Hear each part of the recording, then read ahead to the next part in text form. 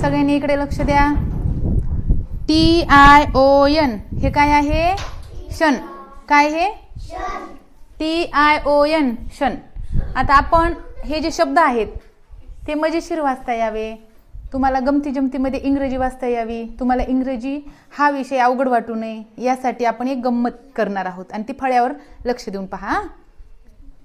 काय होते ते मला तुम्ही उच्चार माझ्या मागे म्हणायचा.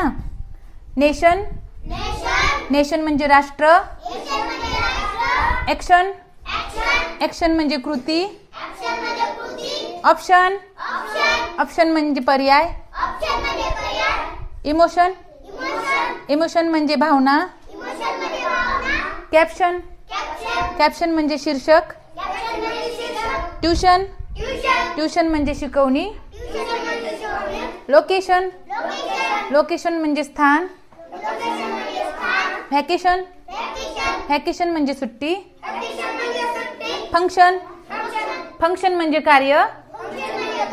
स्टेशन. स्टेशन म्हणजे स्थानक. पोझिशन. पोझिशन म्हणजे स्थिती. डायरेक्शन. डायरेक्शन म्हणजे दिशा. अशा प्रकारे छान वाटलं. आता घरी गेल्याच्या नंतर काय करायचंय, हे वहीवर लिहून घ्यायचंय आणि इथं ने अशा प्रकारे आखून घ्यायचं वहीमध्ये आणि एक छोटी अशी काडी घ्यायची, काडीच्या वर असं चिटकवायचं आणि वहीवर असं ठेवून ठेवून वाचायचं आणि घरच्यांना वाचून दाखवायचं. सगळ्यांनी जमतंय ना? मम्मी पप्पा घरी आई वडील असतील, आजी आजोबा असतील, त्यांच्या पुढं वही ठेवायची आणि हे वाचून दाखवायचं. घरी वाचून दाखवायचं आणि मला उद्या आल्याच्या नंतर सांगायचं कोणी कोणी वाचून दाखवले घरी.